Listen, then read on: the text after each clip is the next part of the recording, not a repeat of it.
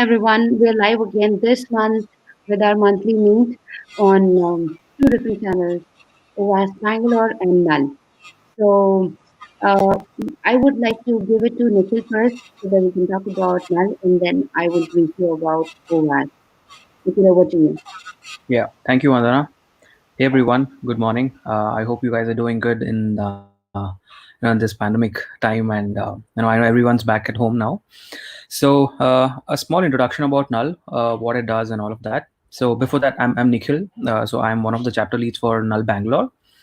And talking about Null, so Null is an open security community. And this chapter is of Bangalore. It's a Null Bangalore chapter. So this meet that is happening right now is a combined meet of both OWASP Bangalore as well as Null Bangalore. So just like this meet, we have bunch of other formats as well. Like there is something called as Null Hamla, which is more of the offensive security. Uh, and there is offensive side of the security, and there is something similar to that called as Bachao, which is the defensive side of the security.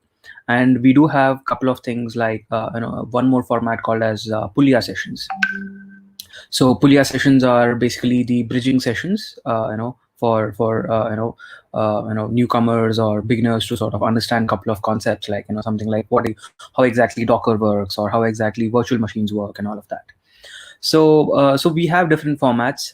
Just because of this whole COVID situations, we are not able to sort of conduct those different formats, and we are sort of stuck to this one right now.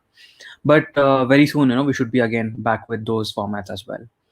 So yeah, I think, and for any other information, I think you can certainly go and check it out on null.co.in. Yeah. Thanks. Yeah. So, hi everyone. I'm one of the chapter leaders for OWASP Bangalore, and OWASP is Open Web Application Security Project. This meet we combine and we make sure that we have the speakers on the platform, and especially from Bangalore. And now we have all the online meets, so we want to make sure that all the global speakers also come on the platform and speak. So today we have our first speaker, Swapnil Pandya. So I'll give it over to Swapnil to get started with the session. Swapnil, over to you. Yeah, thank you so much. Good morning, everyone. Myself Swapnil here, and for today's session, I first of all, I hope you all guys are able to see my screen. Correct? Yes, we can see. Okay. So basically, starting with forensics part today, we'll go ahead and in the field of forensics. I mean cyber forensics. The topic is USB forensics, as you all can see. About me, myself Swapnil Pandya. I am a security enthusiast and you can say cyber forensics expert as well. I work with different cyber cells based on Vadodara, Ahmedabad, and Gandhinagar cybercrime branches. Along with that, I am a co-founder at Inferno Infosec, which is a startup where we do guys provide services based on security. And I'm an active member of Null Ahmedabad as well. I used to participate and used to give sessions over there as well. Today I get an opportunity here to connect with more people, so I grabbed that.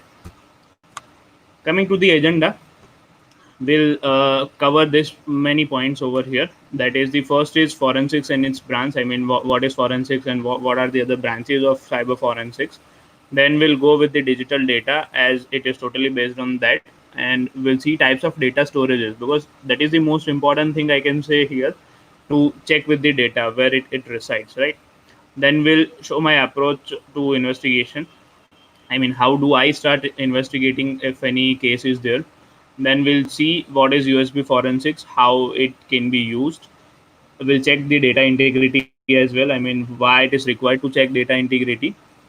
Then history of connected USB devices. That is, if we collect any of the evidence from the crime scene based on the cyber crime, we do need to check this type of things, whether any of the USB or any of the peripheral devices being connected to the system or not, for gathering more information and data.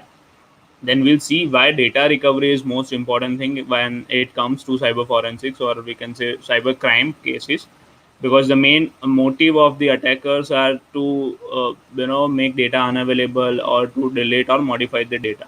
So there it becomes most important thing to recover the data. Then we'll go ahead with the data recovery tools. It will be bifurcated in the two types, with a freeware as well as a paid one. And then we'll check out with the practical that how we can delete a data permanently and then retrieve the same thing to the same position. So we'll go ahead step by step in this field, starting with forensics. As we all know, like in 90s and in 80s, or even in a decade back, whenever forensics word comes in our mind, it feels like, okay, doctors and the team of forensics will be going to the crime scene and collecting the evidences, fingerprints, and all these things, right? But nowadays, like crimes are happening related to cyber field as well, to the digital data and digital things. So yeah, now we do also exist. So forensics refers to the collection of investigation, a collection and investigation of evidence using scientific tests, tools, and techniques. There are multiple tools, multiple techniques which are being used to gather evidences. Then further examination can lead to the information about past which happened during crime, and the same can be presented in court of law. The same way the other forensics teams used to do. That is, I can say, medical forensics team used to do the same. We here used to do over. Sorry. So, digital forensics is also a branch, as we discussed, that surrounds the recovery and investigation of materials found in digital devices such as computer, laptops, smartphones, and many more, like printers and all. The most important purpose why digital forensics is to recreate the crime scene for further investigation, whether it is a UPI fraud or a hack based on any web server, web application, or a network as well. So it is most important to go into the deep root just to find the root cause. Coming to the forensics branch, basically I'll talk about digital forensics only over here, because that is only the part we do focus. So there are five types of forensics branches exist. Mainly it is computer forensics, network forensics, then mobile forensics, database forensics, and then lastly forensics data analysis, right? After performing all the data, forensics stuffs and techniques and tools, using tools, we do gather information in the form of data. Now after that, it is important to analyze the data which is being gathered. So that is also the important task over here. So these are the mainly five fields, I can say, which are focused in the digital forensics. Whether then ahead you can do specialization in any of the one or in the all, was all goes interconnected. Digital evidence. Now, how an evidence will be digital? Obviously, it is a question that evidence in the form, we do call witnesses to give the statement, but while in the form of digitalization, we do need digital evidence that refers to the data which is being stored in any of the medium by a computer system or similar devices, that is laptops or palm tops or tablets. Then the digital evidence tends to be more comprehensive, hard to destroy, obviously, more voluminous, easily modified, easily duplicated, and potentially more expensive, if expressive, we can say. Okay. So yeah, we all know that we whatever things we guys are doing, and nowadays we all have a digital signature, correct? So it is hard to destroy digital evidence, as we are going to see that even if a data is being deleted permanently, we guys are able to retrieve the same thing which is being deleted, or there is no place even in the recycle bin. So that implies is, or that tells us very clearly that it is hard to destroy the same thing. Also more voluminous, because it may be of 100 GB, 1 TB, 2 TB, 10 TB, depends on the data or the target which we have. Then obviously it can be easily modified by finding loopholes and vulnerabilities and exploiting those things and getting access to the database. We can duplicate it as well, and send it to the victim, or the other party between whom the communication is going on.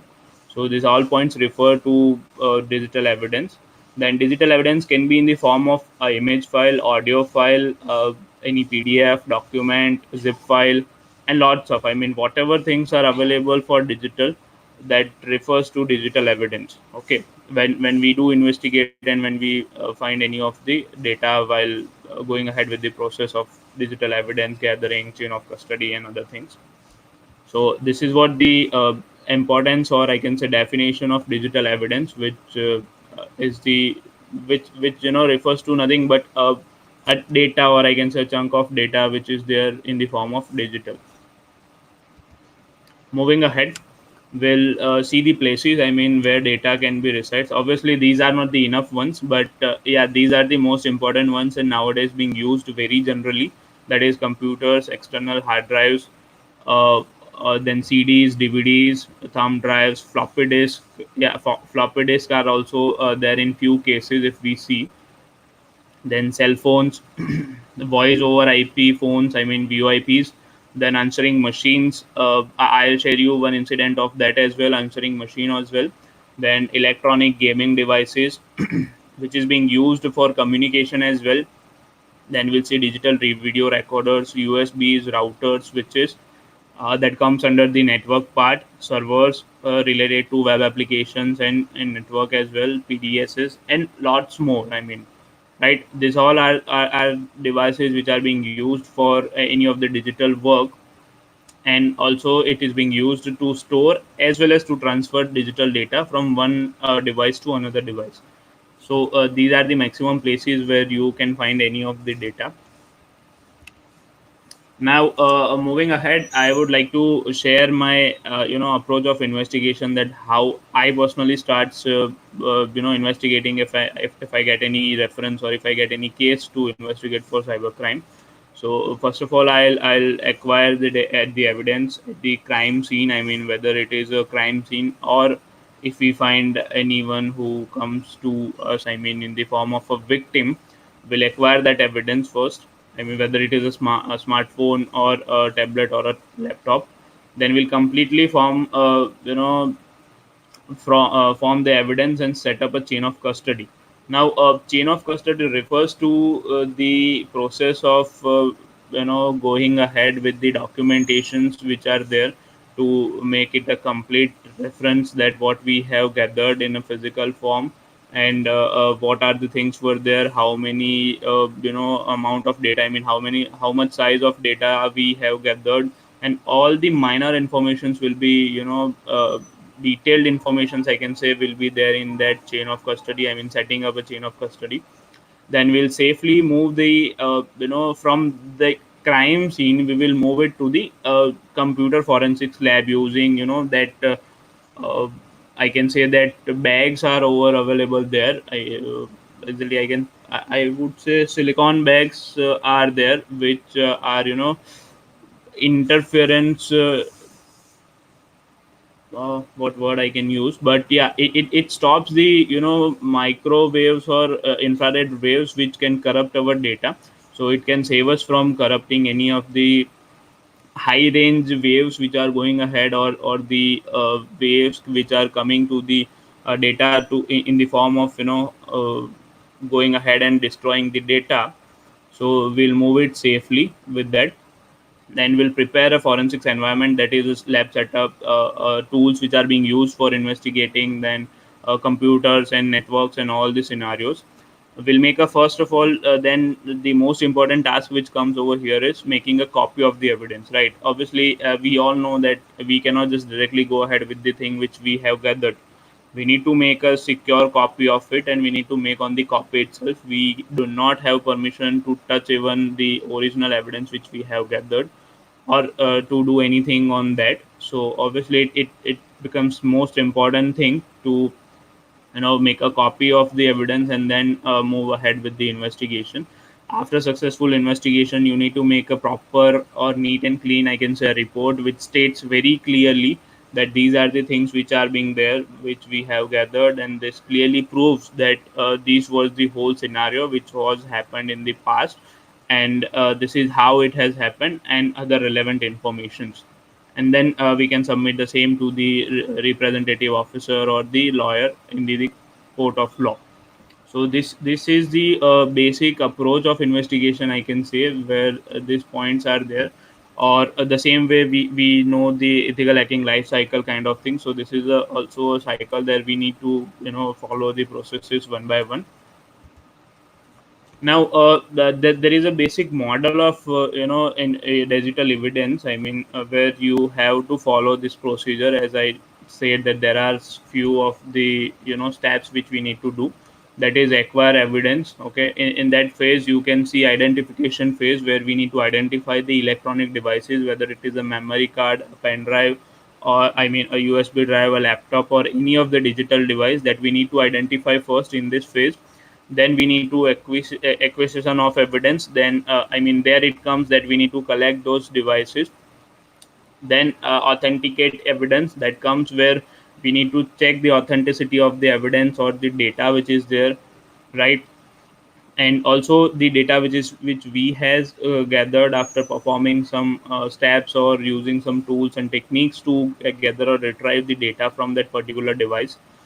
After that, in analysis, they analyze the data.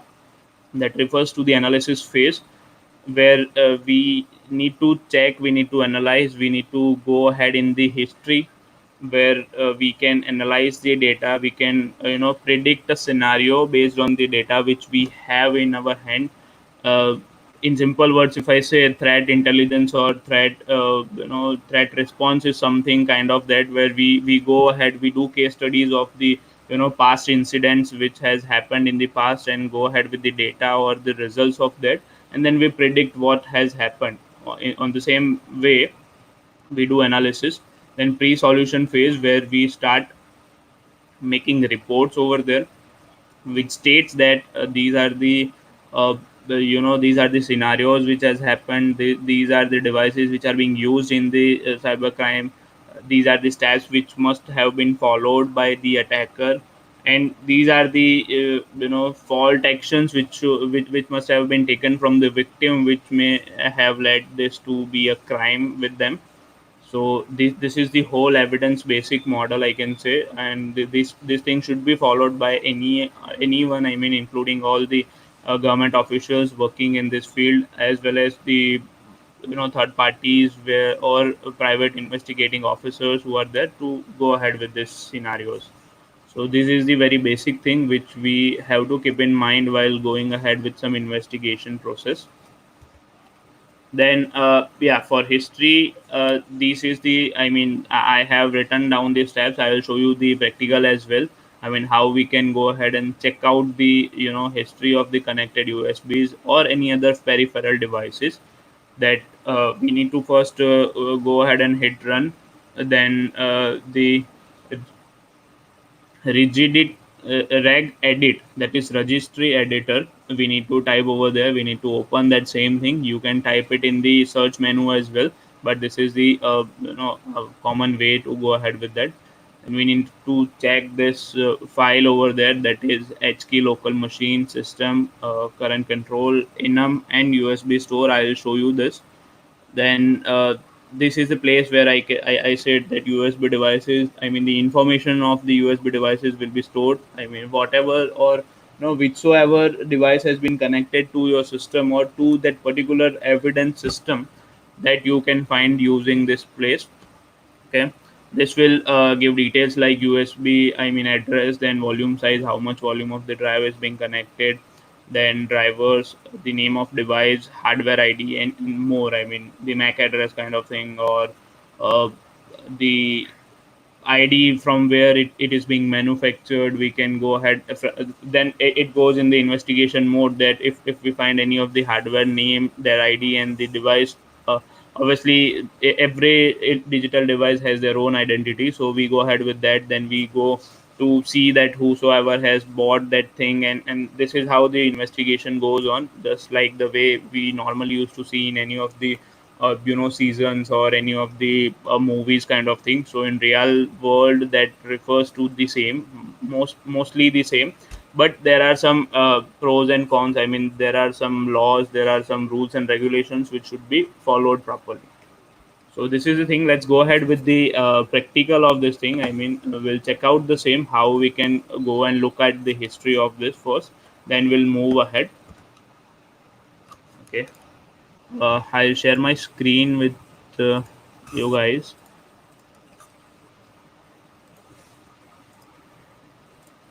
Fine. Okay. I'll just hide window R.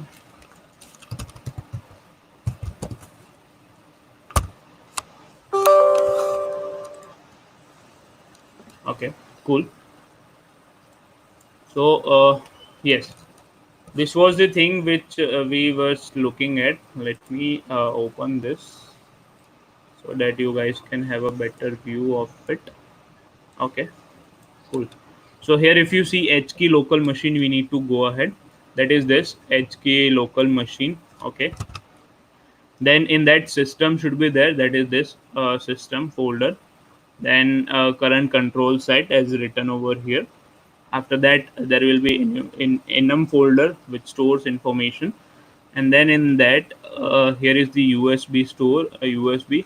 You can find lots of informations. That is, if there is any HD audio device is being connected or any storage is there, then display device, that is external monitor, or any of the big monitor is being connected or not. So it refers to those other different types of devices, peripheral devices. As I said, we are focusing towards the USB store, so we'll go ahead with this USB store. If you see here, you can check out the information uh, related to the same. I need to open this. Yes. So you guys can look that generic multi-card USB device is being connected to this particular laptop. Okay, where you can say this is the size of that. Then this refers to the registry. I mean, where the information is being stored. Then okay, so this is the address of its memory, the capabilities. The same way, if we will see, okay,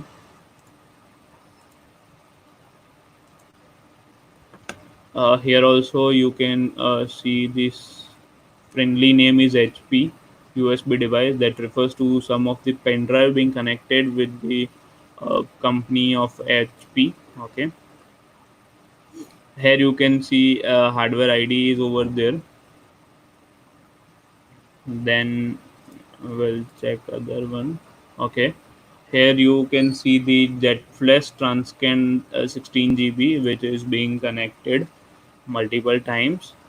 Okay, this is also the information, that is 16 GB is over there. Here also you can see where is the compatible IDs are being used, then drivers which are being used to connect this USB with the laptop. Okay, the service, what service it provides, that is a disk for transformation of information.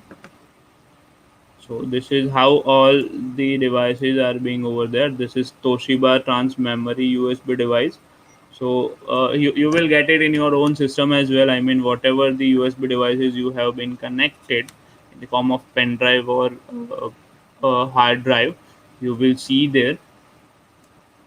So this is where we can gather the history of this from the registry file. We all know these things based on Windows. The same applies to Linux based operating systems as well, where we do have multiple folders over there to gather the information on the same.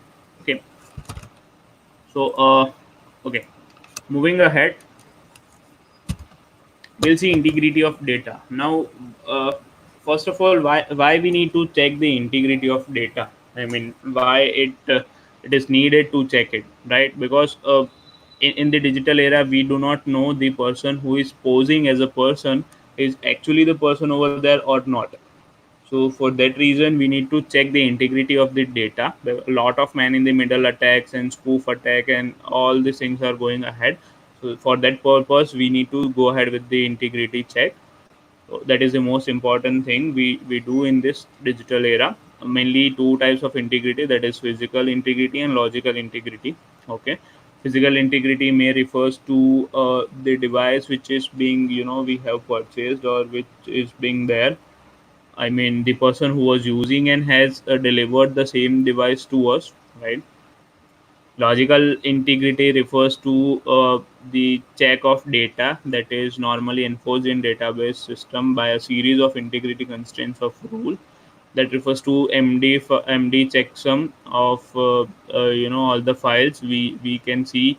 We even do have normally seen that whenever we guys are going ahead and downloading any of the operating system from any of the URL, there it is shown that you need to check after download. You need to check the MD5 sum of the file, right? ISO file. So that is the main purpose, that while downloading from any of the link which is given by them, uh, the file is the integrated and the same file which they guys are delivering to us, or the file is being changed. So even a minor, I can say a very minor change is there, the MD5 checksum will not be the same. Okay, so that we need to check whether the file is correct or not.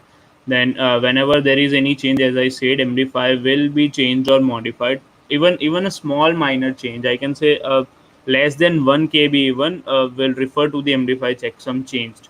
So this is the most easiest way we can say to check the integrity of the data which is being transferred from one place to another place, and from person to person, whether it is in the form of messenger chat, or in the form of email conversation, or in the form of physical transformation using any of the USB devices, so or in the form of sending over the network. So this is the most important part and the way to check the reality, or I can say the uh, absolute thing of the data, which assures us that it is not being changed, or I can say manipulated or modified. So this is what the we can say integrity of data is. Now coming to the point, USB forensics. In digital forensic analysis of USB device includes preservation, collection, validation, identification, analysis, and documentation. As we have seen in the digital evidence basic model, the same applies to USB devices as well, because ultimately it is also a part of digital evidence. So we'll go ahead with this form. Sometimes it is necessary to check whether the given file from the USB is as it is the sender sent or not. That is where the integrity part comes to check the same. Okay, in many cases it happens that the attacker manipulates the sensitive data by performing man in the middle attack, the mostly, or by spoofing the identity of a particular sender to the attacker. Then we see attackers can also try to implement virus or malwares behind the sensitive data, that is any of the image file or any of the video or audio file, as we see as in the form of trojans, which cannot which cannot only harm the data, but sometimes it leads to the takeaway remote control as well. As we have seen this scenarios many times, that by even clicking on the image or link, the devices are being hacked, if it is a smartphone device or if it is a computer or a laptop. Okay, so this is the same scenario where it happens. I mean, the work of trojan is.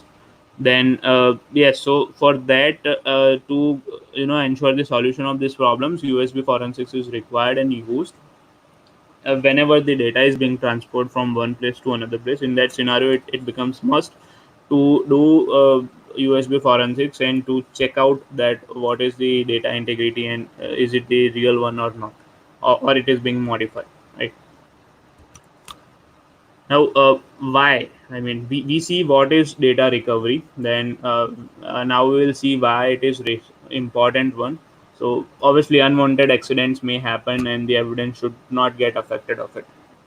This happened with us. I mean, obviously I can say that this must have happened to all of us, whether it is in the big form or in the small form, where that we accidentally delete some images or some files which should not be deleted, but we were in the rush or we were in the middle of something else which led us to delete those kind of things.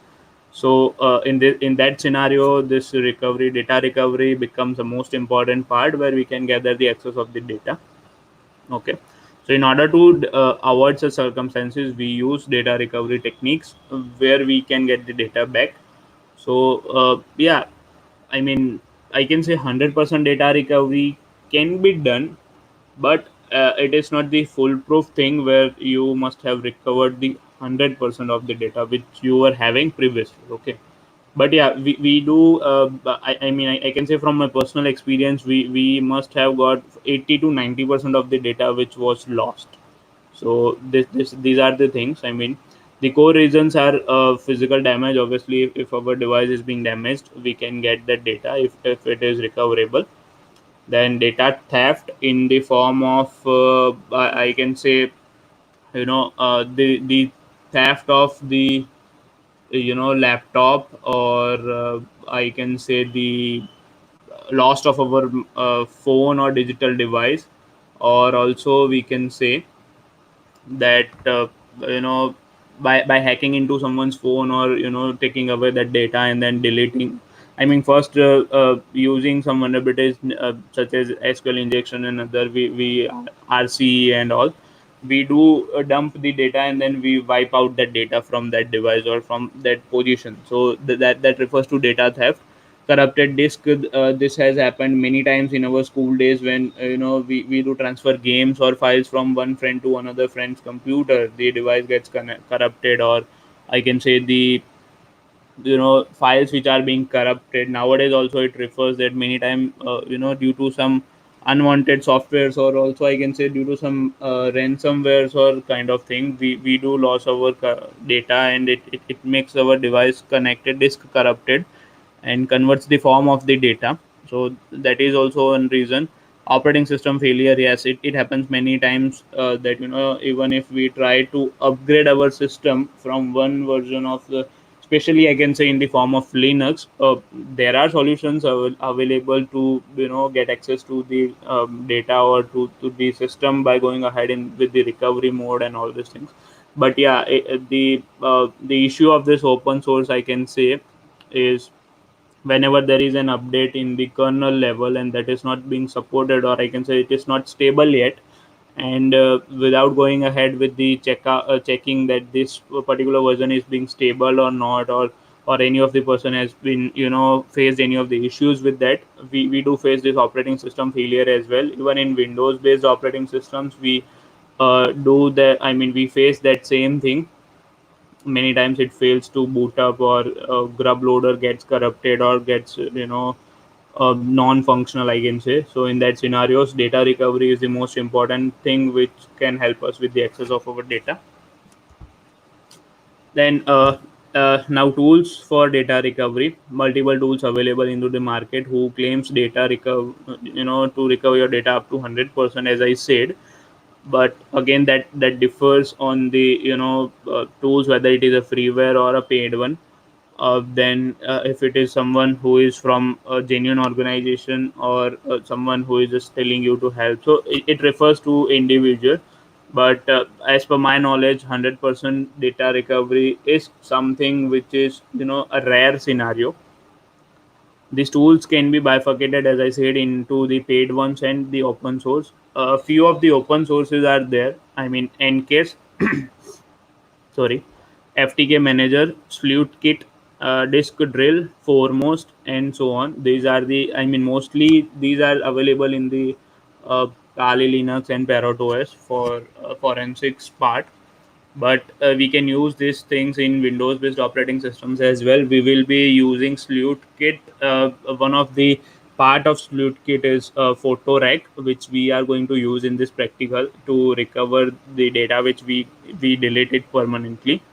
So these are the most important tools, and also I can say these tools are being used by me as well. So I can surely tell you that you can somewhat rely on these tools. Moving ahead, let's see the practical. I will show you how I'll be deleting the data from USB device, and then how we will be recovering the same thing. So let me share you my screen. Okay, now I'm connecting my USB with this system.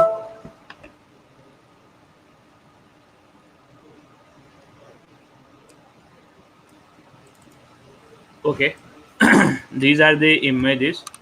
What I'll do is I'll just paste it outside so that we get a better idea. Okay, Let's delete this first. Yes. So these are the different images as you all guys see. Okay, just see these images. I mean, remember these images. Once we delete, we'll recover these only. Okay. So now I will delete them using Shift Delete. As you can see that, are you sure you want to permanently delete these 7 items? I'll say yes. Go ahead. And yeah, you can see we have deleted the same thing. The folder is empty. Okay, now we'll check out how we can go ahead with that. That is, I have that photo rack available over here. I'll open this.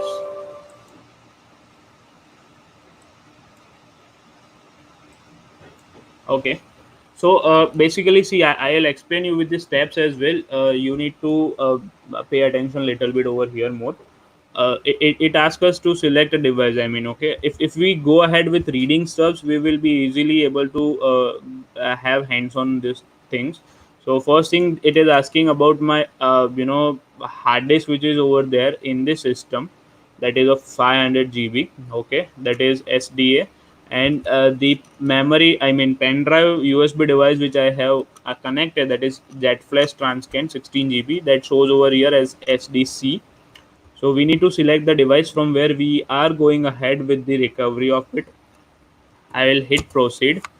Then we need to check out that which is the part of that. I mean the for the, I can say, sector or the partition of this particular device, whether it is having a partition or not. So as I see, I have already given the name gray to my device, as you guys can check over here, right, to the USB device. I'll select this FAT32 because it is based on Windows. I'll hit enter over there.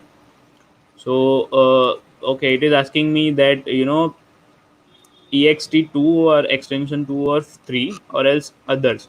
So now see, this tool sometimes works automatically. It will select based on the device which we are using it and what is the beneficiary thing for this device. But if we are aware of that particular thing, that okay, we are going with the this ext format file system, that is the Linux based system, if I say, then we need to select that, or we can hit the other as well. Then it will ask, please choose if all space needs to be analyzed, that is scan for files from FAT32 unlocated space only, or the whole partition. We'll go ahead with the you know 32 unlocated space only, because that is what we have selected previously. Over here you can see that is pfat32. Okay, so first I'll click directory listing in progress. Okay, so now what it is asking is, please select a destination to save the recovered files. So it is asking us to select the file where we can go ahead and save these files. Let me check if I have okay, just a moment. Okay, I'll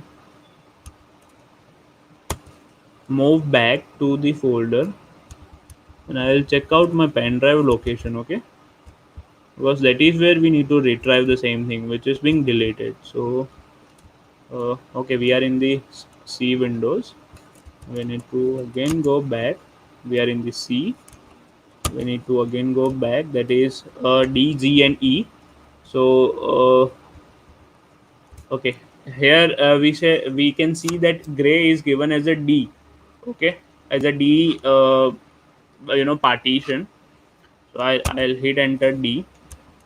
Yes, uh, this is the thing, system volume information, that refers that we are in the correct place of the USB device itself, because mostly they have this system volume information in them.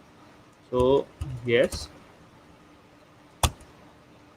now what I need to, once I get to the destination, what I need to do is, here it is written that press C when the destination is correct. Okay, so I'll press C. Now it is analyzing, it is recovering. See here, only first we have recovered that folder. it will recover. Let's just run this for a while.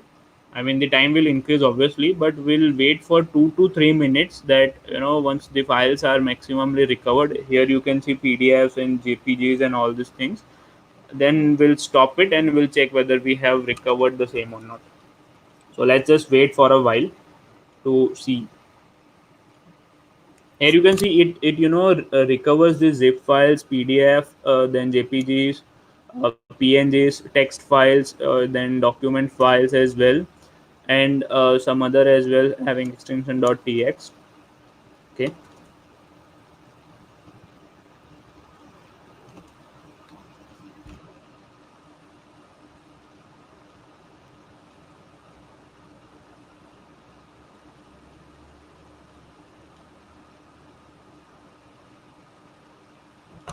Okay. Let's just stop it. As we can see, JPG 33 and PNG 7 are being recovered. We just hope that we have recovered that same, or we need to wait for 1 minute more. Let's wait for it.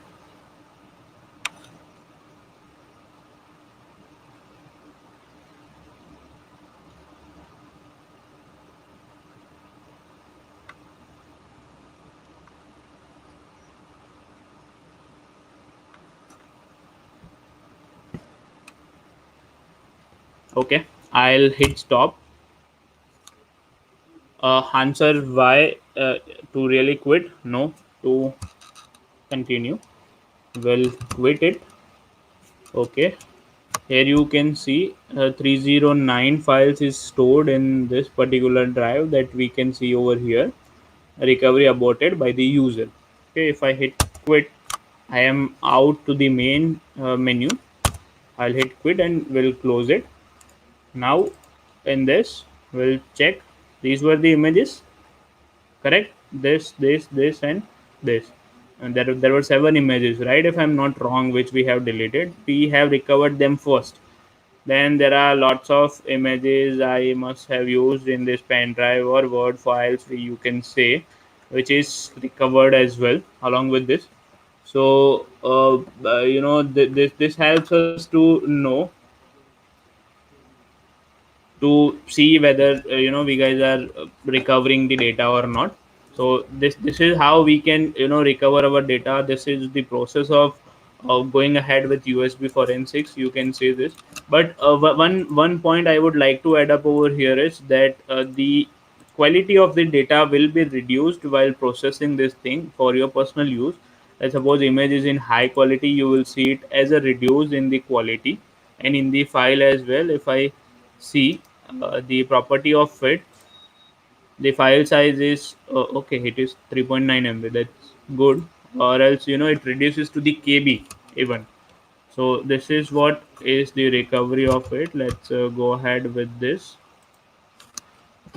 So we have seen this recovery. I mean, from initially, if I recall the things that what is forensics, what is digital forensics, then what is digital evidence, why it is important, digital evidence basic model, then USB forensics, importance of recovery, the history of connected devices to our system. Then we have seen that how we can retrieve the data, how what are the tools we can use for this forensics, and so on. And lastly, we have seen the practical, that how we can retrieve the same thing. There are lots of tools available, as I said, FTK manager, then NKS is there, then sleuth kit and all these things. Test kit is also there, so you can use any of them by just checking out on the Google.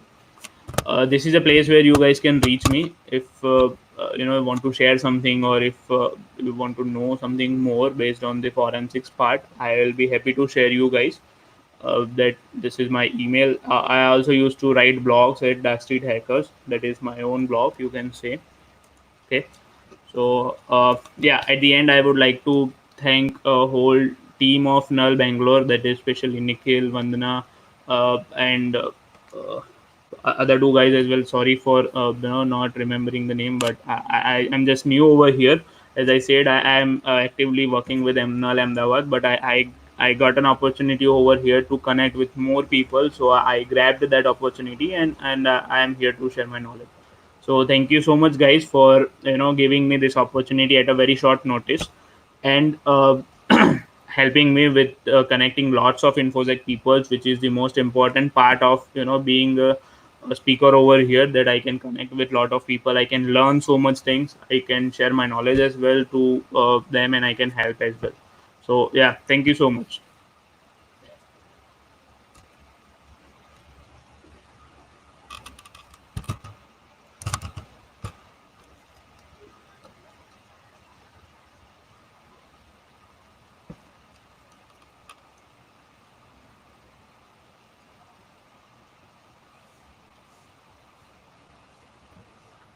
Thank you, Swapnil. Thank you, Swapnil.